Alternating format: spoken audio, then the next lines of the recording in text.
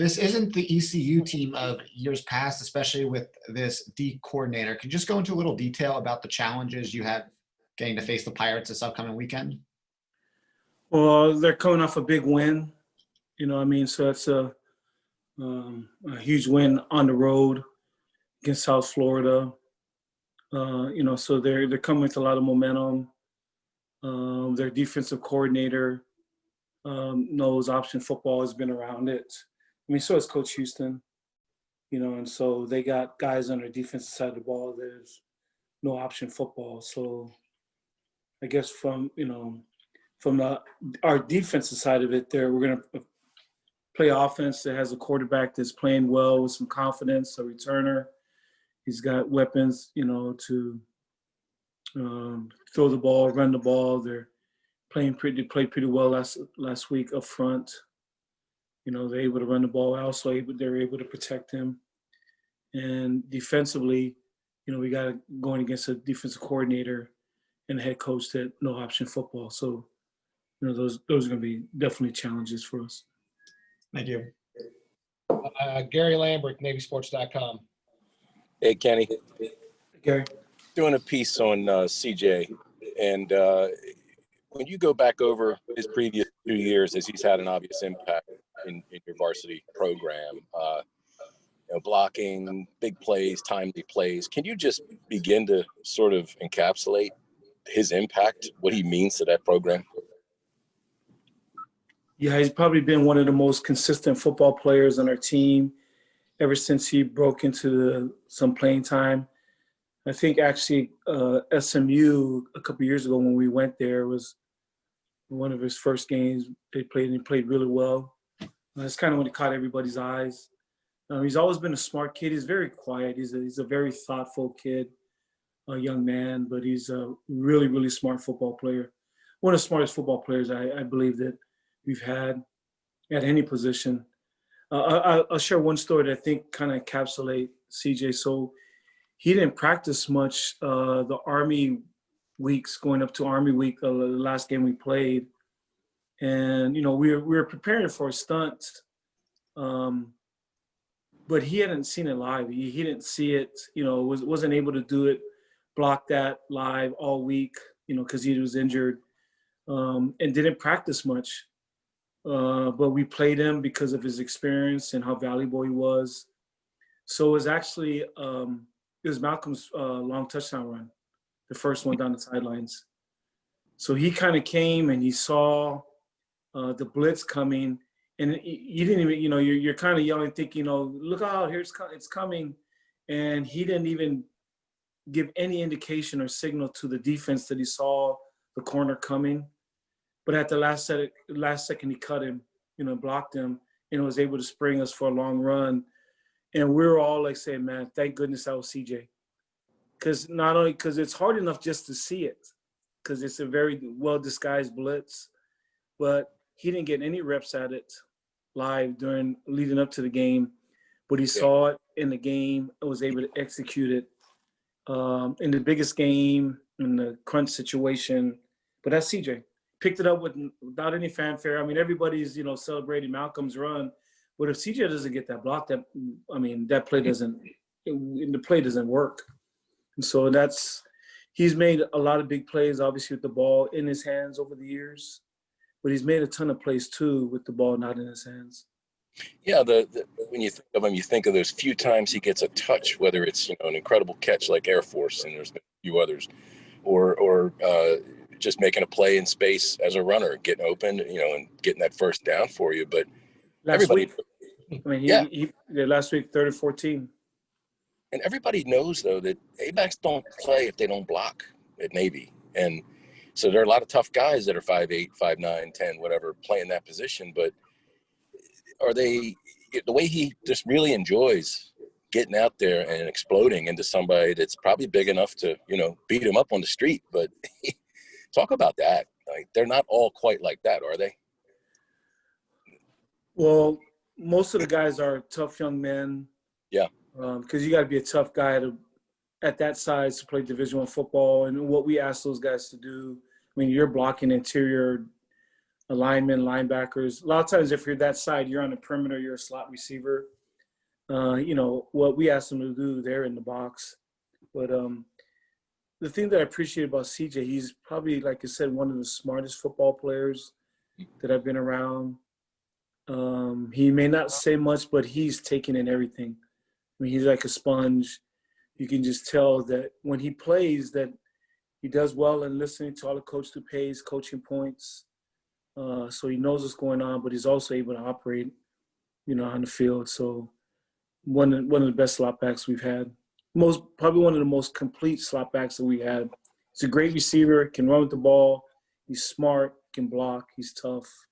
When you're looking for a slot back, we're going out recruiting, you're looking for C.J. Williams. And he can throw it too now and then. He can throw the ball too. Yes, very good. He completed a lot of balls for us. Thank you, Ken. Thank you, Gary. Kareem Copeland, Washington Post. Hey, Ken, Kareem from the Post. Just curious, you got 4 quarters of offensive football last week. How do you guys stay consistent and keep it rolling forward? Just practicing hard, Kareem, just like we did last week. Come back to work. Hopefully we got some consistency with the quarterback now that, Dalen will be starting, another game. So I think that will definitely help us from that standpoint. Our guys have been working hard. Some of our young linemen that haven't played as much are getting more comfortable in there. Teixeira, Bryce, Pierce Banbury, Justin Smith. So those are guys that have been, I think just getting in there, they're just playing a lot better. And just guys that are playing hard and doing. Having those guys in there has helped us. The young guys that haven't played much. So I think just having those guys in there, a quarterback that's played 2.5 games, whatever he's played, maybe 2 games, half of BYU, half of Tulane, a full game of Temple. So you got a guy that's played 2 games. So hopefully some of the experience will help us continue to get better. Nelson mentioned that the offensive line seemed to come with a different mindset to practice last week. Was that something that you noticed, or what did you notice? No, most definitely. I could, and the tackle I was talking about, sorry, not Justin Smith, Justin Self. But yes, we got pushed around the previous game, up in Colorado Springs. So we came back with a different mentality and tried to improve on that. And I thought our guys played with purpose, and it was a great week of practice last week. And it was just okay yesterday. Hopefully we'll have a better day today. But, that's got to carry on to this week too, Kareem. Cool. Thank you. Thank you. Ben Byram. You're on mute, Ben. Can you guys hear me now? Yep. Sorry. Problem is when I unmute myself, I can no longer hear you guys. So sorry about that. This is Philip Pilkington, the intern at 94.3 The Game in Greenville for Patrick Johnson. He wanted me to ask kind of an off-topic question about the actual game itself. But Brian Blick, your director of football operation, is a Greenville native. And has he talked much about coming back to the game and was he able to get any extra tickets for friends and family, maybe from a coach or player that wasn't going to have as many people attending? Well, yeah, I obviously know Brian is, from Greenville. He's my right-hand man. Being the director of football operations, nothing in our football program happens without Brian Blick. Been an integral part of our football program for many years. In fact, I think he proposed to his wife there when we played many years ago. I can't remember what year that was, but he proposed to his wife. And so I know it's always special for him to be able to go home. Hasn't talked much about the tickets, or hasn't really said much, but that's Brian. He doesn't want to call attention to himself. He just does his job. Not only is he a true member of the football brotherhood, but, being a a former Marine. Marines are like that. They put everyone above themselves. And so he hasn't said much about it, but I know it's exciting for him to be able to go home. Thanks, Coach. Thank you. Catherine from the Annapolis Capital. Hey, Coach, how are you? I'm working on a story about Bijan Nichols, and obviously, you know, we haven't talked about him much because, of course, he was a freshman last year, but he's already made a lot of impact. Obviously, the two big field goals this year, 50-yard last weekend. Kickers kind of usually are off on their own, but, you know, what is it about him, his training, that makes him already as special as he is? Well, last year we knew we had somebody special. Just, you know, he won the job outright. He beat out guys that we thought were going to be the starting kickers. But just his strength of his leg and just the calmness under pressure showed us that he was, you know, was a really good kicker. And obviously he had game winners last year. Mm-hmm. You know, Tulane, the bowl game, kicked some big kicks for us.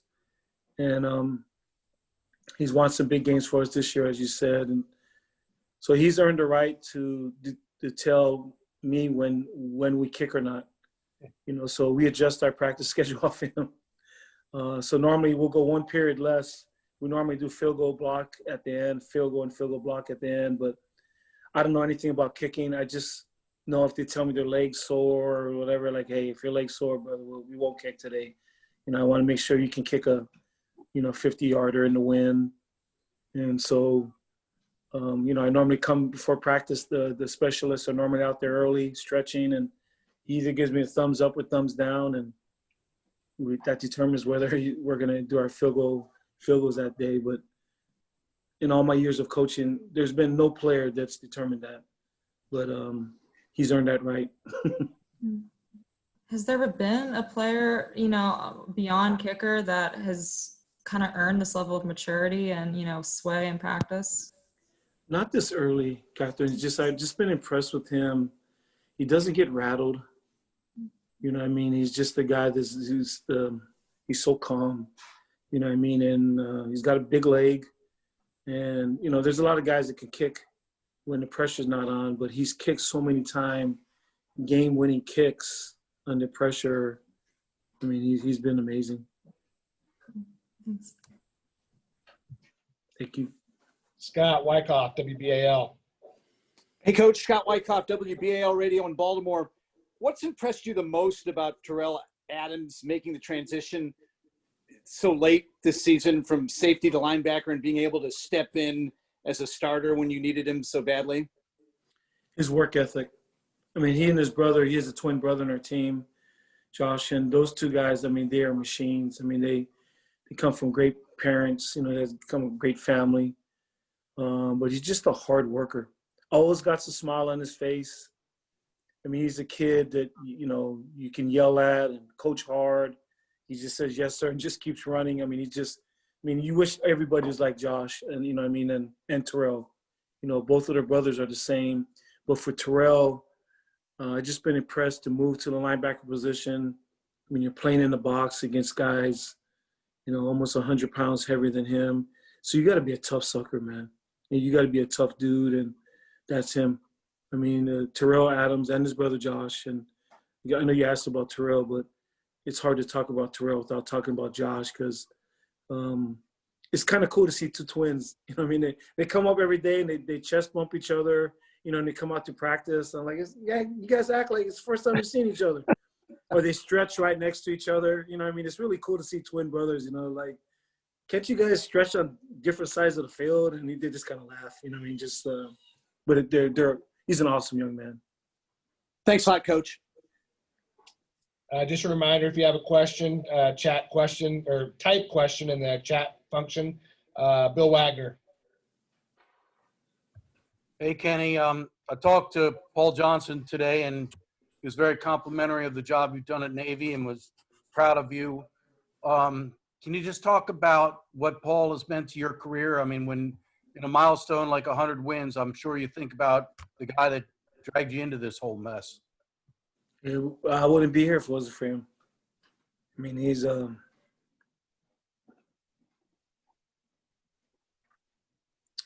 sorry. I definitely wouldn't be here if it wasn't for Paul Johnson. It's kind of funny because playing for him, I didn't like him because I was a backup. I mean, I was so mad coming to meetings and stuff. I'd look at him, I'd be so mad. But then I respected him as a man. He's a great person. Coach Johnson's not a BS, so he tells you straight. Sometimes you don't like what you hear, but he's a straight shooter. But I owe everything to him. I mean, that's I learned all my football from him, but he changed my life. Well, the other person I was going to ask you about, he's been your kind of business partner, if you will. And I know you guys have your battles here and again, but Chet Gladchuck as your AD, can you talk about having Chet there to support you when, and I know you pushed him at times and he's argued back, but then usually he comes through for you, doesn't he? How do I put this? I feel like I have a great relationship with Chet. You know, I mean, it's, you know, I'm able to say anything to him and, you know, ask him for things and be critical. And, but also he does the same. But I'm very grateful for Chet. I mean, he took a chance on me, an O-line coach, never been a head coach before, you know, having the greatest turnaround in Navy football history. And he hired me, you know what I mean? And so I'm very grateful that he took a chance on a guy that had no experience back in 2007. I'm sure there are probably other alumni and stuff probably trying to go get somebody from the SEC or from a big conference or something, or, you know, some name guy. I'm sure when they said, like, who you guys hired? Oh, he's an O-line coach. What? I know, hiring an O-line coach. But I'm very grateful for Chet. And as much as I complain about things, because I will admit, when we meet weekly, and I'll say, Chet, we need this and that, and Chet will balk, or we can't do this and that, but eventually, Chet's given me everything I've needed. You know, he's things that we've asked for. You know, they cost money. You know, this is in this profession. This is a tough profession to stay in, and the things that I ask for cost money. And you know, Chet, you know, he's like kind of grits his teeth a little bit and well, I'll see what I can do, and he gets it done. So I'm very grateful to Chet. And like I said, I wouldn't be here if it wasn't for Paul, but also obviously I would not be answering these calls if it was for Chet. I mean, we have a good relationship. There's a lot of arguing, but you know, it's for good reason. But there's also, you know, Chet, things he tells me are true, you know, and like, hey, we got to do this. We got to get better at that. And so been very grateful over the years. You know, like I said, we've been here for 13 years and we meet weekly and discuss things. And Chet's been very, very supportive of our football program. Thank you, Coach. Dan Tortora. Hey, Coach, how are you? Hey, Dan, how are you? Doing very well. To go to that 100th career win for you, just to go into that moment, like you said, turning around Navy and what you've been able to do, bring me into that moment on the field for you and just what was going through your mind when you got to triple digits at 100. Well, I wasn't really thinking about that. I was just hoping, you know, that we could stop the 2-point conversion. And actually, I didn't look at it. I had my eyes closed. I was praying, and I just heard our team, our side of the bench, erupt. Then I was thinking, hopefully we can get the onside kick. And so you're always a nervous wreck. And Coach O'Rourke, who's in charge of the onside kick, we practice it weekly. And, you know, we spend all this time on it. Sometimes, like, you know, we're doing this every week, or, you know, maybe we should do it every other week. Should we do it every week? And Coach O'Rourke's always on me. Coach, we got to do hands team today. He goes, that's right, let's do it. And I'm so grateful that he did it, Dan, because we were well prepared for it. So we could get that. And so those are my thoughts. But you know, I didn't really think about it till after to some of the questions. But the biggest thing that I said yesterday, Dan, that have come from me more than the wins are just all the calls, texts, emails from former players, coaches or mentors, just anybody, just that's been the coolest thing for me, just to reflect on all these players and where they're at. I mean, that to me is like, oh yeah, so-and-so, where's he at now? And then just reminisce of different games or different experiences.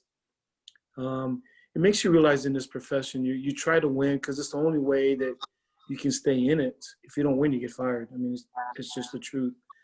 But I realize all the wonderful experience I've had, Dan, over the year, they're way, way more important to me than the wins. It's been awesome, the relationships and the experiences.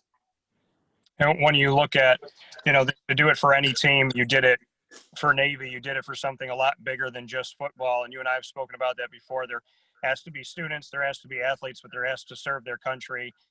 What does that mean to you to get your 100th win and be there at Navy? And then secondly, what does it mean to represent Navy in the world we're living in right now, where, we do need a beacon of hope in these last 7 months? Well, I don't take it lightly. I don't like talking about it because it makes it seem like I did everything. But anybody knows, and I mean, there's so many people involved, so many people, players, coaches, staff, administration. It truly is a program accomplishment. Feel very blessed to have done it here, raised my family here.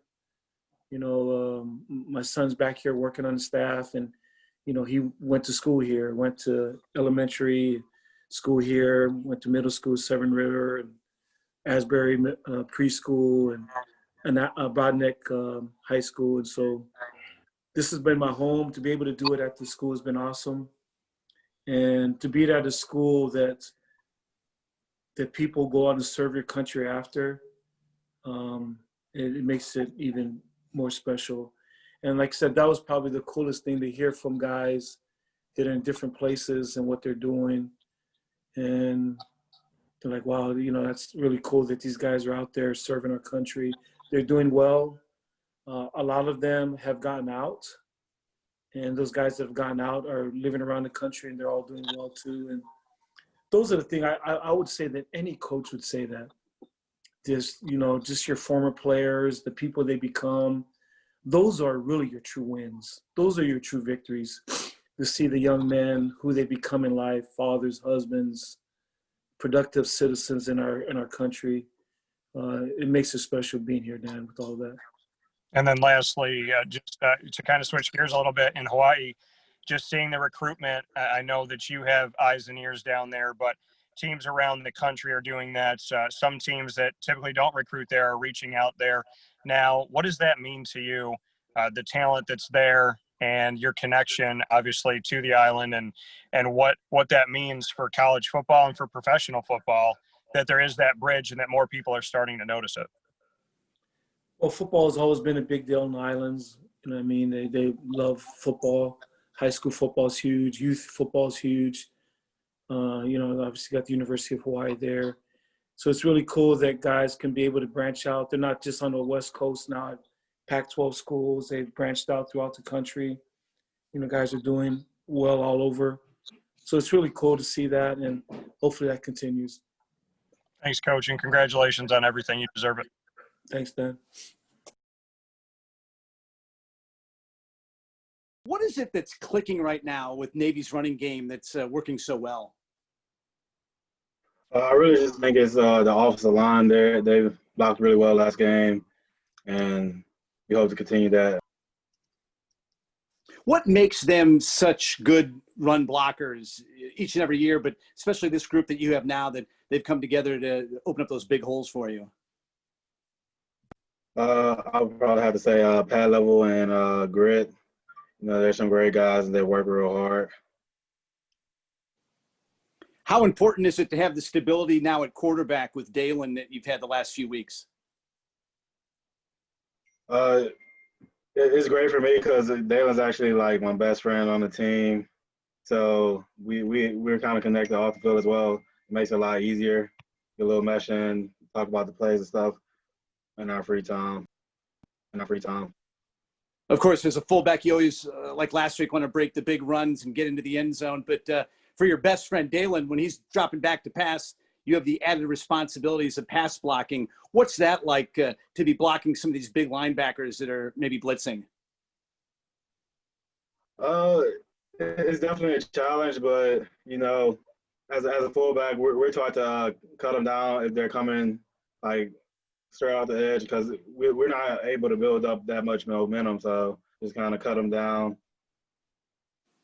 What are you looking forward to most going up against East Carolina? I'm looking forward to winning the game. Really, I don't really. What's the biggest challenge against their defense from the film that you've seen? The biggest challenge is we're not 100% sure. I think what they're coming out in, so we just gotta come out there, recognize what they're in, and play ball. How has the team adjusted to the new practice protocols you guys had the last couple of weeks? You like those? Definitely is. In the past few weeks, we kind of got on track with like a normal schedule of like the way we're gonna do things in the COVID environment, and I'm really enjoying the way we're doing it right now.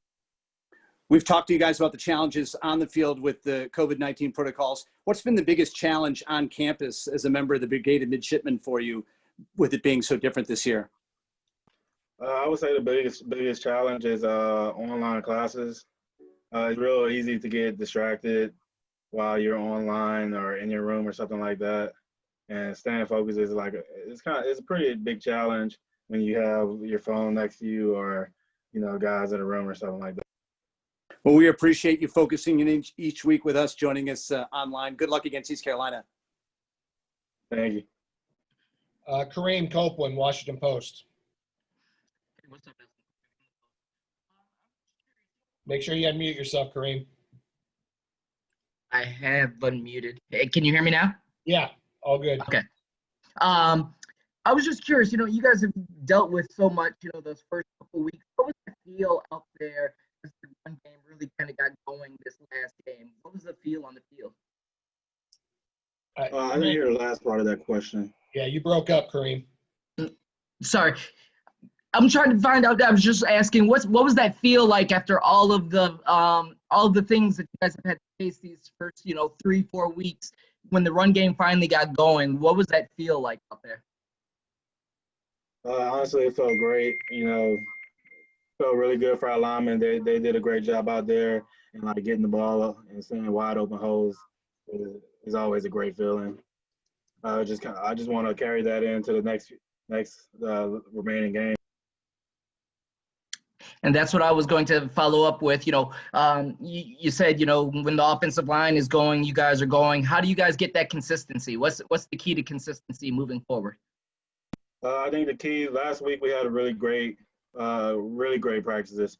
And I think the key is, tuning in at practice, locking in, and making sure we have great practices every week. And I think that'll translate to the game. Thank you. Thanks, Kareem. Bill Wagner, Annapolis Capital. Hey, Nelson, can you talk about the relationship with you and Jamel? And last year, Jamel kind of took over with his performance, but now it seems as though you're doing that to him. And it's got to be competitive. Both of you want to play and be the starter. And yet I also know that you support one another. It's got to be an interesting dynamic being a competitor and a friend. Absolutely. On the field, the only thing you can really do is give like your 100%. And at the end of the day, the coaches decide who's gonna get a certain whatever amount of reps or who's gonna play or what type of game it is. What we're gonna try to do with this or that. And that's kind of really all that we think of. Like we're competitive and we're gonna give our 100%. And yeah, we want to be on the field, but at the end of the day, we control what we control.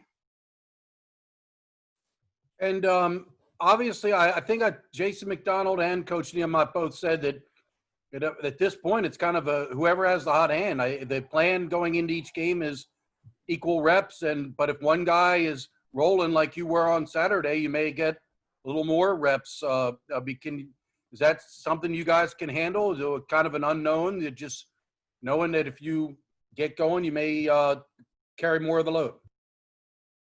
I think it's definitely something that I can handle. Kind of been doing it, like you said, last year.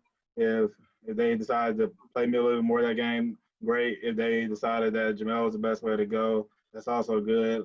I'm just trying to win games. As long as we win at the end of the day, I'm. And you touched on the line a little bit, but it seems as though they grew up a little bit last Saturday night. They, it'd been a little inconsistent, but you all were getting 4 or 5 yards a pop on that dive, and that's exactly what you're looking at for out of the fullback dive. And then, of course, if you can break one a couple times like you did. But do you feel like the line is it established itself now?